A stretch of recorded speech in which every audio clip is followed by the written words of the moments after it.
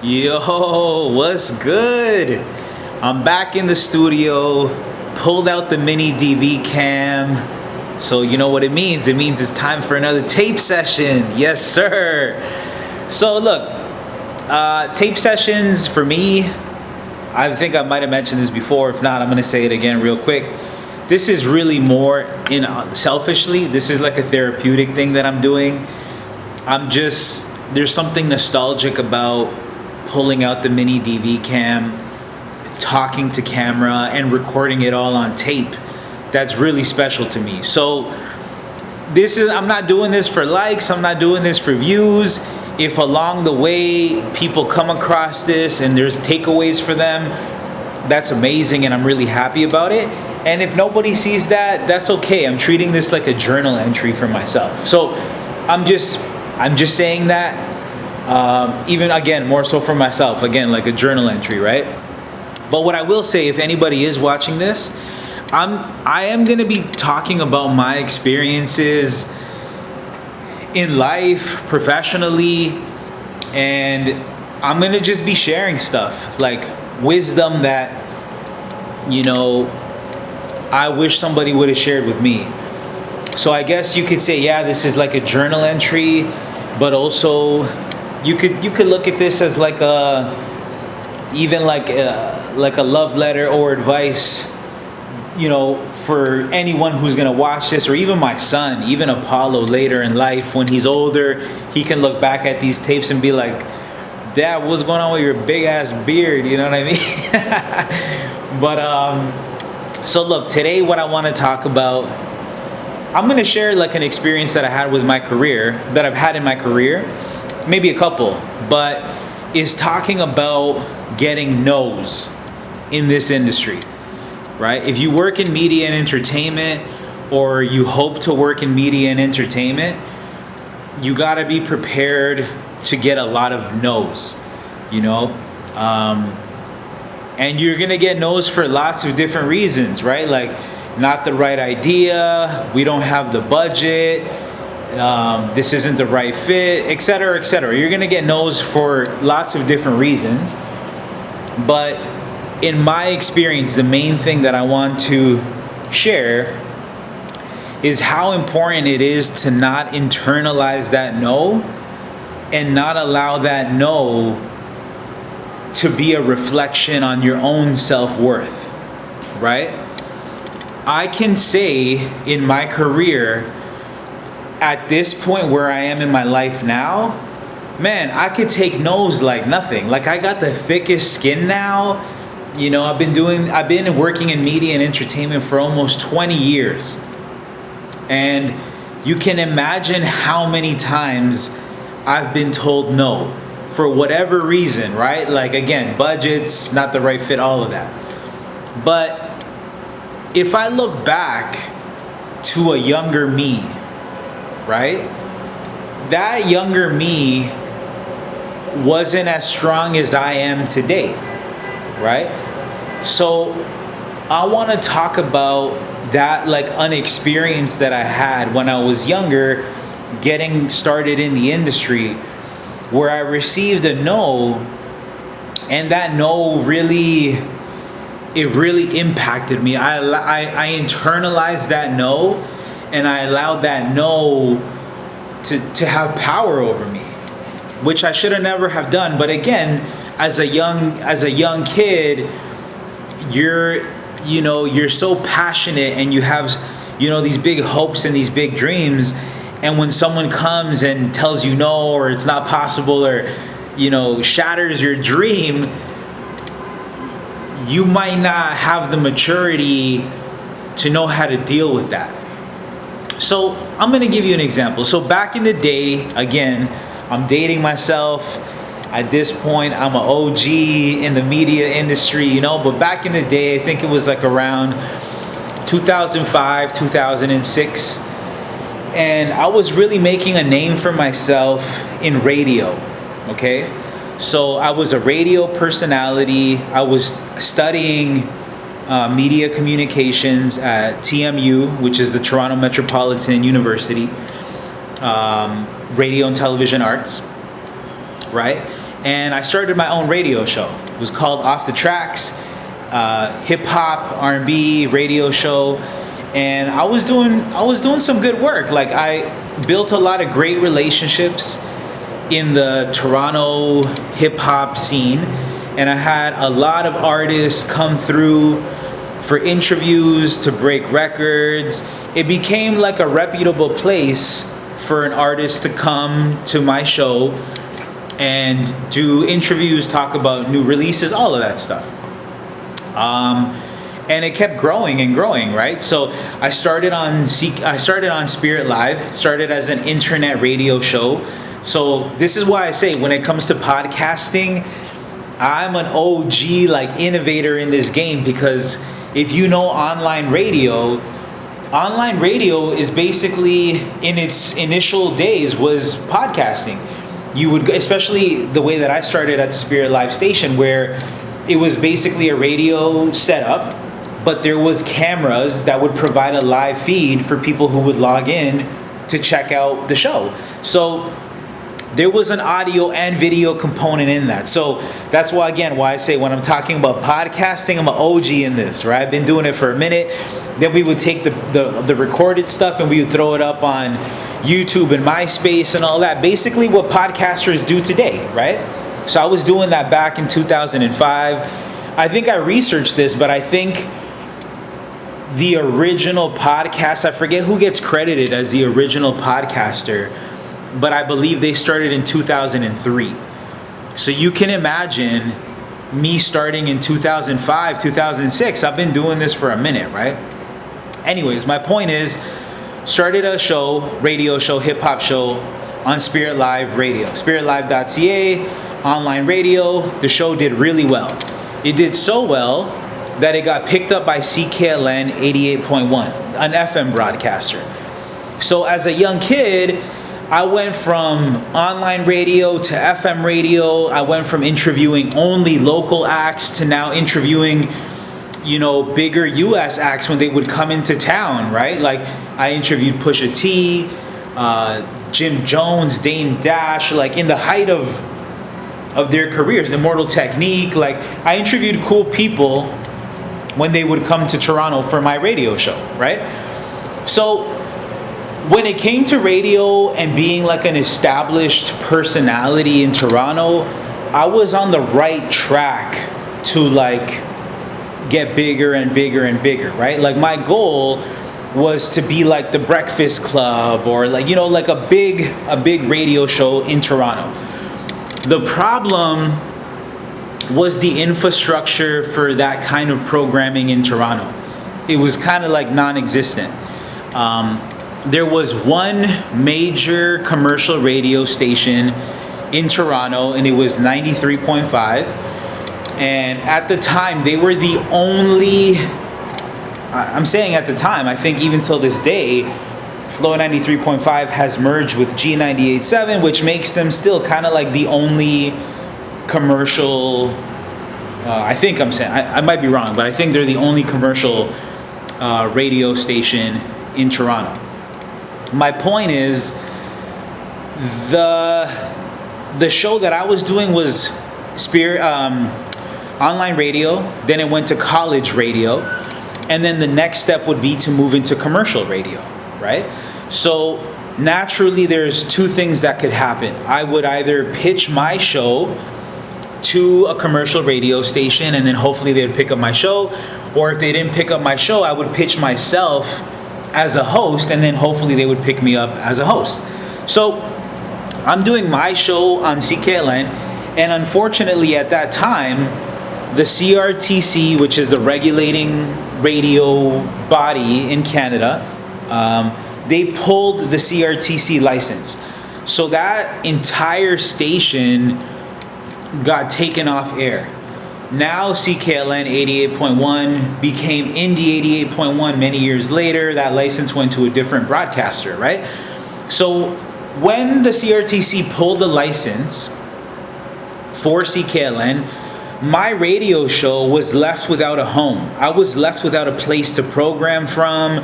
I was left without a place to like produce my show from. I didn't have like a home base. I didn't have a show anymore.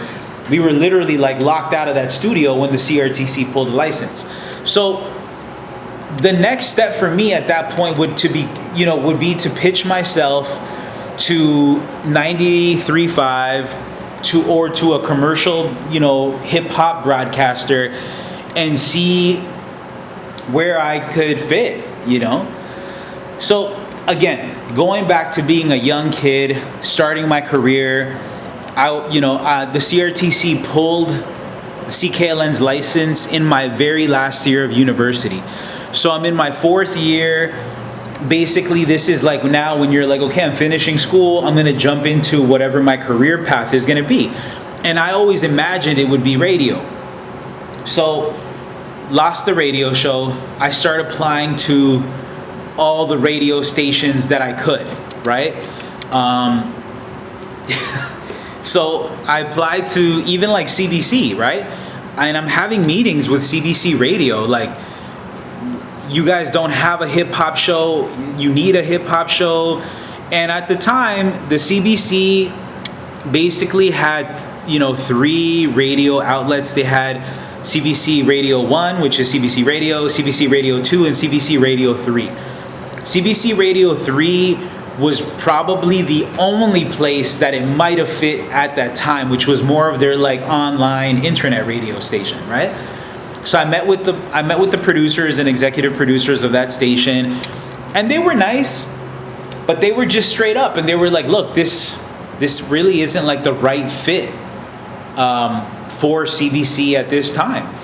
And I could see why they said that. It's not like they were hating or anything. It just, there was no programming like that at the CBC at that time, and that's not where people would go for hip hop. Like, the CBC audience was not hip hop at that time. So I was like, all right, keep it moving. I kept applying to, other places. I even tried applying to some American, stations. I tried getting in contact with people at the Breakfast Club, and just, it wouldn't go anywhere, or it was a no. Then the last possible place for me was to apply to Flow 93.5, okay? And Flow 93.5, again, was the only real commercial hip-hop radio station in Toronto at the time. So it was kind of like my last place to go. And I met with the program director, all that, and they're like, okay, cool, yeah, I'm familiar with who you are, some of your team and stuff like that has made their way through Flow and stuff like that, like my DJ and people that I worked with. It's a small community, so we all kind of knew each other, or at least knew of each other. So the program director says to me, why don't you send me a demo, right? So I was like, yeah, of course, I would love to. So boom, get in the studio, record a demo, send it. Don't hear back, right? But of course, I'm like on top of it, I'm anxious, so I'm like hitting up the program director like, hey, did you get my demo? Finally, program director gets back and they're like, yeah, so got your demo, heard it. Why don't you try, changing a couple things? Why don't you change this? He gave me some feedback, this, that. And I was like, cool, bet, no problem. Jump back in the studio, record a second demo, right? Send it back. Again, I don't hear back. So I'm like chasing, I'm, following up. Finally, program director gets back to me and he's like, oh yeah, I heard it. It's good, it's cool, but why don't you try changing this and that? Change a couple things, right? And I was like, all right, cool, yeah, no problem. So at that point, I was just a little thrown because I was like, by this point, with 2 demos in, what I sound like, what I can do, or what I can't do if I'm not your cup of tea, or whatever, right? But anyways, I get in, record a 3rd demo, send it off, don't hear back. Then, I'm chasing, and then finally, the program director gets back to me and was like, hey man, look, your demo's cool, but I think you're not ready yet, and you should probably go to like college radio and just cut your teeth in college radio. Like, try to get started in college radio. And when I saw that email come through, like, my heart just sank, like it just dropped. Because for a couple of reasons. Number one, the program director that I was corresponding with knew that I was coming from college radio, right? Like, part of the conversation that we were having was the fact that we had mutual friends, and he knew my DJ and stuff. And my DJ had told him who I was and that we were both coming from the same show on college radio. So he's basically saying to me, you're not ready yet, go back to what you were doing. You're not ready to make this jump. So that was the first part. That was the first thing that really hurt, and I was like, damn. The second part was that I personally felt not only that I was ready, but that I was killing it in the game. Like, I was doing all these great interviews. As a music journalist, I was on top of it. I had my finger on the pulse culturally. I was known. I was getting to that point where I was recognized in the city. So I was like, my work ethic is there. My work is speaking for itself. But this guy is telling me that I'm not ready and to go back to what I was just doing. Again, because I'm not like a prideful person, I actually probably would have considered taking his advice and just being like, all right, like, I'll do that. But I actually couldn't go back to the college radio station that I was on because the CRTC had pulled the license. So I was in just this bad mental place where I'm like, hey, number one, I'm being shut down. Number two, I'm being told I'm not ready, even when I believe I'm ready, and that I should go back to what I was doing. And the last point is I can't even do that right now because I don't have access to that station anymore. So this is where I'm saying that as a young person, getting a no, if you're not in the right headspace, it could be devastating, right? So I think that at that point, because I wasn't at the maturity, I didn't have the mental maturity that I do have now to understand that a no is not a reflection on you or your capabilities. A no can be lots of different things, right? A no could be budget. A no could be not the right timing. A no could mean, we're not ready for someone like you yet because the station is not ready for someone like you yet. It could mean so many different things, but I just took it as you're not good enough, right? And at that point, rather than continuing, if you know me, I'm relentless. Like, I'll just keep finding a way to get my foot in the door, like apply to different stations or move somewhere else if I have to get to get my foot in. I'm willing to do all of that, right? But at that time, I really internalized that no, and I thought, I guess I don't have what it takes to be the radio personality that I thought. And I ended up actually pivoting my entire career. So this is where I will say that there's good and bad to this part of the story. The bad part is obviously I internalized that no and I went in a different direction and I allowed someone else's no to dictate what I was going to do with my life. So that part I think that's a big con, that's a big negative. What I will say though is you hear that saying, when God closes a door, he opens another, or when, God closes a door, he opens a window or whatever, right? There's sayings like that. And I'll say that this is the happy part of the story, okay? So I end up switching career paths, and rather than pursuing being a radio personality, I end up pursuing being a television producer and director. So I end up jumping into the CBC, working with George Stroumboulopoulos on The Hour, George Stroumboulopoulos Tonight, House of Strombo, all of these great shows that he was leading.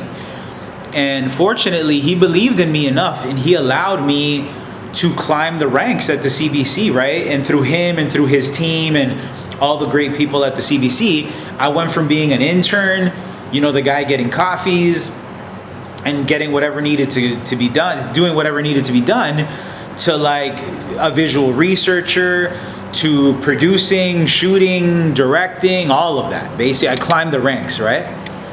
So by the end of my time at the CBC, I was like a seasoned director and producer. I had some great accolades under my belt because George's show was on the CBC. It was also on Apple, and that helped me jump into other directing and producing roles, right? I ended up doing some cool stuff for BET, MTV, Toronto International Film Festival, the Africa Channel. Like, I just did really cool projects after that momentum, and after finding this other calling as a producer director, right? So fast forward, okay, Complex comes to Canada, and I have this great body of work as a producer. So when Complex comes to Canada, I get the opportunity to join that team as a producer. Okay? Now, this is where the beauty of life comes in. This is where the beauty of God comes in, right? Like, when you think that you did something and you might have done it in vain, like there was a lot of times in my career where after having done radio and essentially in my mind having failed at it, right? Having been like, I did radio and it was cool, but I guess it was just a passion because I was never able to like make a career out of it. So in my mind, that was kind of a failure, right? But fast forward, that experience that I had as a radio host, as an interviewer, as a music journalist, all of the work that I was doing on radio, it actually came into effect at my job in Complex. Because in Complex, yes, I was a video producer, so I was doing all the things that I needed to do as a producer, directing segments, producing pieces, working with the production team, doing all of that stuff as a producer. But there was an opportunity when I looked around and I was like, look, so Complex in Canada actually doesn't have a host. And if we need a host to host something or interview someone, we either have to hire someone, we gotta work with an influencer or some celebrity or some kind of talent, and we have to pay them, which is all fine. I mean, that's normally how a producer works. When you need talent, you just hire them. And I was used to that too. But something inside of me was like, this is an opportunity for Complex in the realm of hip hop, in the realm of like sneakers. And it just so happens that, going back in time, when I was a host looking for an opportunity, a company like Complex didn't exist in Canada or in Toronto. And again, like I said, when I was looking at like what I wanted my career to be, I was thinking about like the Breakfast Club. I was thinking about, being part of a platform like that.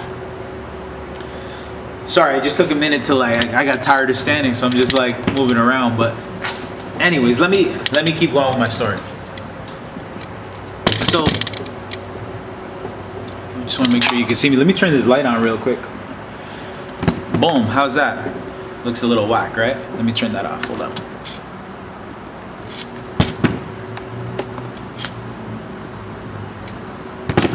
Alright, we'll just make do with this. So anyways, Complex comes to Canada, and I'm a producer on Complex, but I see the need for a host because we don't have an internal host. So I start pitching to the team like, hey guys, look, I know I'm a producer here. I wasn't hired to be a host, but I actually have hosting experience. I used to be a radio host back in the day. So all of a sudden now, this experience that I've been sitting on for years, like a decade plus, all of a sudden is like useful in a new way. And an experience that I thought I had failed at now comes into the picture once again in a new breath of fresh air, like to be utilized in a new way. So the Complex team is like, all right, well, give it a shot. Like, we don't have a host and it'll save us budget and stuff if you do it, so do it. So I start hosting things, and I'll never forget the first time that I needed to host a piece. If I'm not mistaken, it would have been a couple of videos that I hosted at ComplexCon, the first year that I was hired at Complex. So we came down to Long Beach to do some content at ComplexCon, and I had to get in front of the camera and interview people. And I remember right before we rolled, I'm like super nervous. I haven't done this in a while. But the minute that the camera turned on, it was like a switch went off in my brain, and all of a sudden, all that experience, all those times where, like, you know, we would do the countdown on radio and be like, okay, we're live, or when I was doing an interview for radio and we would be live, that same energy came over me, and it was like riding a bike. I just knew how to turn on. The interview flowed beautifully, and that piece of content did great.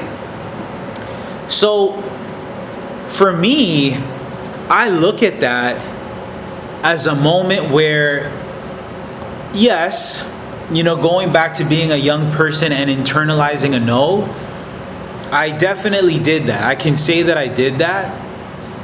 And because of where my career has gone, and maturing in this game, maturing in this career, now I can say I don't internalize any no's. I've also been on the other side as a producer and stuff, where I've had to tell other people no, or like, sorry, we don't have the budget, sorry, you're not the right fit. Like, I've been on the other side, and I also know that many times it has nothing to do with that person's capabilities of why I'm saying no. It has more to do with the situation of the platform, right? That I'm working with, or that I'm working on, or the project that I'm on at that time. So I can honestly say I'm very happy that today, fast forward to where I am in my career, you know, I could get told no in how many different ways, and it's not going to stop me from doing anything. I'm not internalizing any no's. I've come to learn and understand that when I get a no, it's more of a reflection on that platform or that project not being ready for me to bring what I can bring, right? But speaking about this, like, moment of beauty of being able to take something from your past that used to be a no, and all of a sudden you've made it a yes, to me that's the big takeaway from this story. So I know that there's been lots of people, especially creatives and people that I know that I've worked with, and we've all gotten no's at certain points in our career. So the first thing that I want to tell you is, don't ever internalize a no. Don't ever allow somebody's no to be a reflection of your self-worth or what you think you bring to the table, because they're totally separate things. That's the first thing. The second thing I'll say as a takeaway is, look back at some of the times that you've gotten no's in your life. And rather than closing that chapter off and being like, that was a no, that didn't work, sorry, that was downtown LA. I feel like every time I do one of these, there's an ambulance or a fire truck or something. But anyways, back to my thought. Looking back at some of the times that you've gotten a no, and rather than looking at that as like a closed chapter or something that you're just never going to revisit, I challenge you to look back at some of those no's and see if there's a way to bring those back. So again, number one, don't ever internalize a no. It's not a reflection on your self-worth. It's more of a reflection on that project or where that platform is at that moment. And number two, go back and look at some of the times that you've gotten a no. Because if you felt really passionate about an idea and you buried it because someone told you no, that doesn't mean that that idea wasn't good. It also doesn't mean that that idea could never come to life.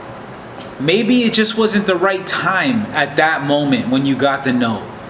But now, if you look back at that idea, and if that idea still resonates with you, if that idea still feels like it's strong, like it's a good idea, I challenge you to re-examine it. It doesn't mean you have to do something with it, but I challenge you to just look at it again. Think about it again. And if there's still something inside of you that feels attached to it, that gets excited when you talk about it or when you think about that idea, I really do challenge you to see how you can bring it back to life. You know, technology has changed, the eras have come and gone, and if there's an idea that maybe didn't work at a certain point, maybe that idea was just ahead of its time. And maybe now with AI or technology, or maybe now with a new maturity or a new understanding that you have, you can better execute it now. So that's my challenge to you today. You know, I was fortunate enough to be able to bring back a no in a very beautiful way that not only was it like a pleasant surprise to say, whoa, like this wasn't an absolute failure, but like it accelerated my career in a different way. So I was able to take, this experience that I had as a radio personality and really step into this role as an on-camera journalist, host, moderator. And because I brought that back through Complex and through other opportunities, it landed me such bigger opportunities that made my career and my experiences so much richer, right? So that's my thought process. That's what I wanted to share with you today. So I hope that this inspired you. If you're sitting on some ideas that maybe weren't the right time or that you got no's around, I hope you can revisit some of those. And more importantly, if somebody ever tells you no, you know what that means now. It has nothing to do with you. It usually has more to do with the other person's situation. All right? Much love. If you made it this far, you're a trooper. I appreciate you. Peace.